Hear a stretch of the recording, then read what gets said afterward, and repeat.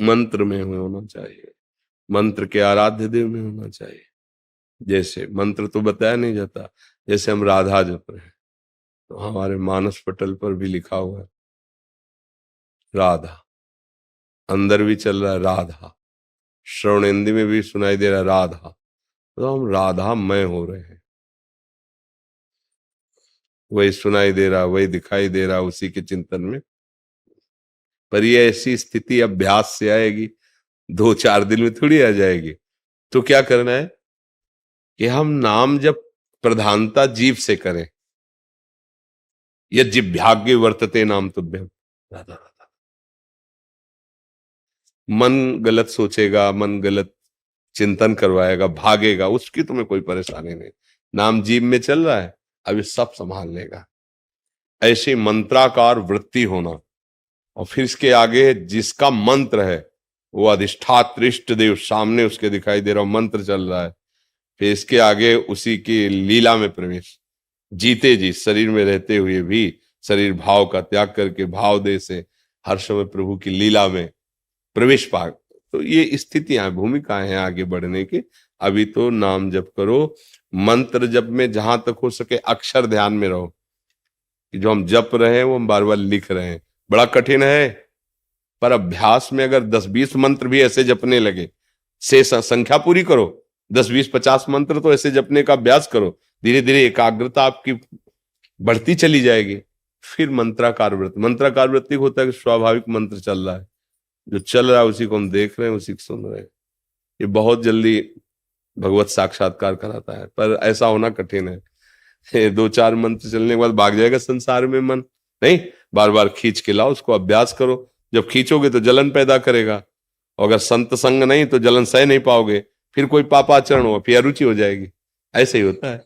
और अगर संत संग है और बचा ले गए तो बढ़ता चला जाएगा, फिर तो कहना ही क्या है।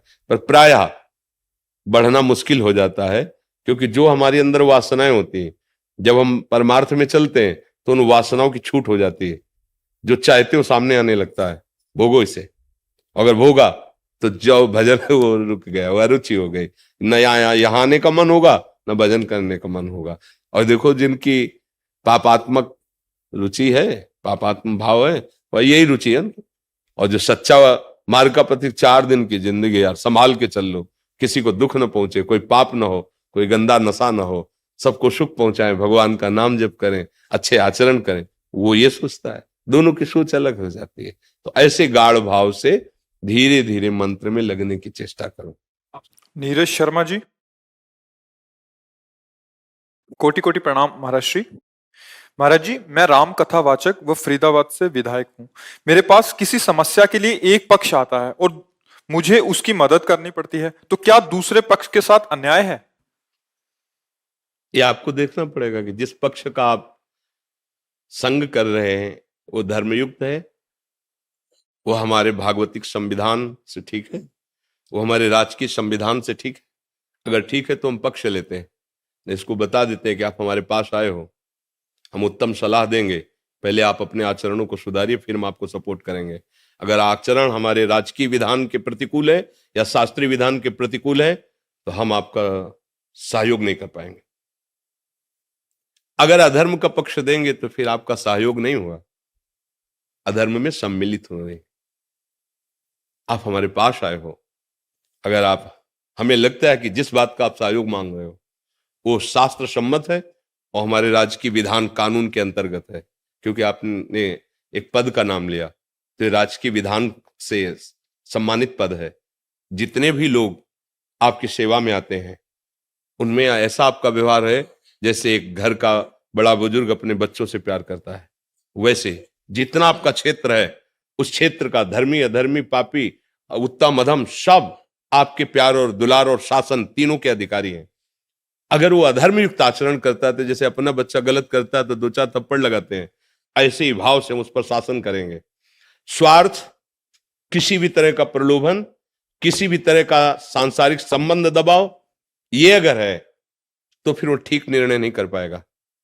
ठीक निर्णय तभी कर सकता है जब कानून और भागवतिक विधान दोनों का परिचय प्राप्त हो और सामने वाला जो सहयोग मांगने आया है वो अधर्म से हटकर धर्म में चलने वाला है, फिर चाहे हमारे प्राण चले जाएं उसका सहयोग करेंगे और आगे उसको बढ़ाएंगे। और यदि अधर्म युक्त है तो वो या तो गलती स्वीकार करे और दंड भोगे, और अगर ऐसा लगता है कि एक बार क्षमा करने से यह अधर्माचरण छोड़ देगा और वास्तविक छोड़ देगा, इसका अधर्माचरण करने का स्वभाव नहीं, लेकिन भूल हो गई, तो सहयोग करना चाहिए। उसमें बहुत विचार करना होगा, नहीं तो कर्ता, प्रेरक, अनुमोदन तीनों को बराबर भाग मिलता है, चाहे वो शुभ का हो या अशुभ का हो। जैसे कभी वृंदावन जाइए आप, एक बार बिहारी जी के दर्शन कीजिए, सत्संग सुनिए, देखो प्रयास करेंगे। दूसरा प्रयास नहीं, बड़े भाग्य की बात, सुनो, अगर तुम्हारे पास पैसा नहीं तो हम व्यवस्था कर देते हैं, एक दिन का काम हम देख लेंगे, तुम जाओ तो वृंदावन। और वो वृंदावन आया तो वो आया, परिक्रमा किया, दर्शन किया, सत्संग सुना, उसको जो लाभ मिलेगा वो प्रेरणा देने वाले, अनुमोदन करने वाले को बराबर मिलेगा। इसीलिए शास्त्रीय विधान है, अगर आप अधर्म का साथ देते हैं तो आपके ऊपर अधर्म का ही दंड मिलेगा आपको, कोई भी हो, कोई भी हो। और अगर आप धर्म का साथ देते हैं तो धर्मो रक्षति रक्षिता, धर्म आपकी रक्षा कर लेगा। अगर कोई आपके प्रतिकूल होना चाहेगा तो आपको परास्त नहीं कर पाएगा। शास्त्रीय विधान, अध्यात्म सलाह ऐसी है। आपको कोई संशय? संशय क्या होता है कि दूसरा पक्ष तो कभी कभी नहीं आ पाता, और जो व्यक्ति आता है वो बार बार एक ही प्रेशर देता है कि भाई साहब हम आपके साथ थे, आज आप हमसे अच्छे बुरे की परिभाषा की बात आपको कर बार रहे हैं। बार साथ देना कि मैं भारत का हूं, भारत का हमारा एक कानून है, मैं भगवान का हूं, भगवान हमारे साथ है। हम कभी वो नहीं कर सकते जो भगवान और कानून के विधान के विपरीत हो। तुम साथ देना अन्यथा मत देना। ये जीवन कितने दिन का है, अंततो गत्वा विधान में भी आप भी चल रहे हो। अगर राजकीय विधान बिगड़ गया तो आपको भी दंड मिलेगा, और अगर भागवतिक विधान में बिगड़ गया तो ये शरीर और ये साम्राज्य सब छूट जाएगा, एक न एक दिन छूटेगा ना। तो उसका परिणाम क्या होगा? तो हमारे साथ भगवान है, हमारे साथ कानून का विधान है, इन दोनों को तुम हमारा साथ दो या ना दो। अगर तुम अधर्म से चलते हो हमारा साथ मत देना, हम प्रभु के भरोसे हैं, देख लेंगे। वो आदमी अगर थोड़ी भी मनुष्यता है तो समझेगा कि तुम चीज क्या हो।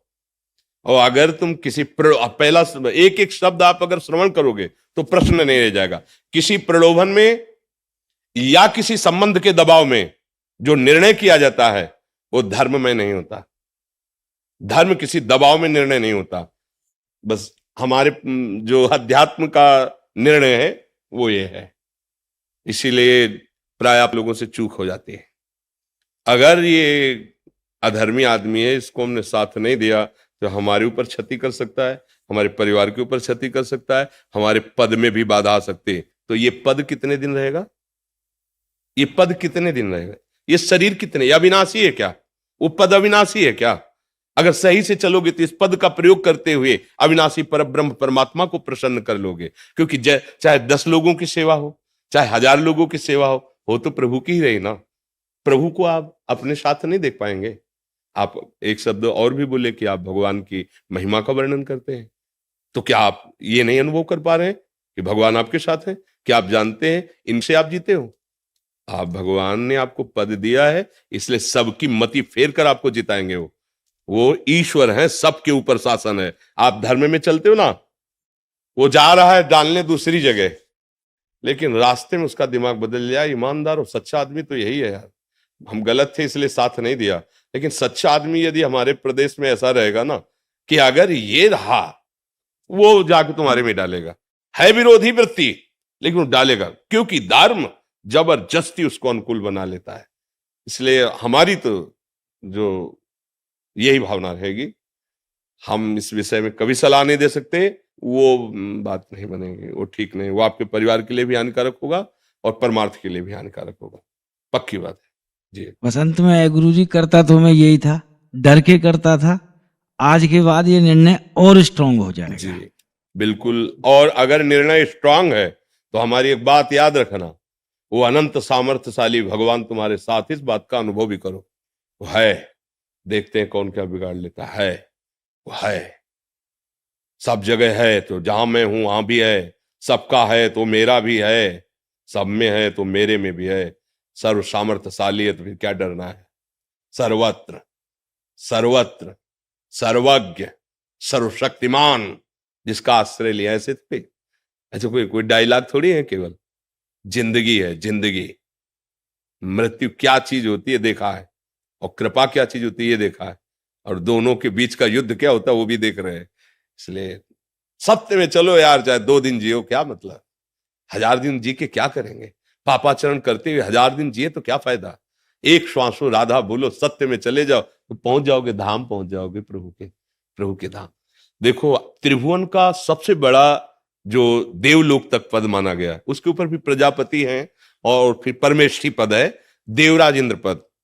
महाराज नहुष ने यज्ञ और पुण्य प्रताप से योग्यता प्राप्त की थी देवराज इंद्र पद की, देवराज इंद्र पद।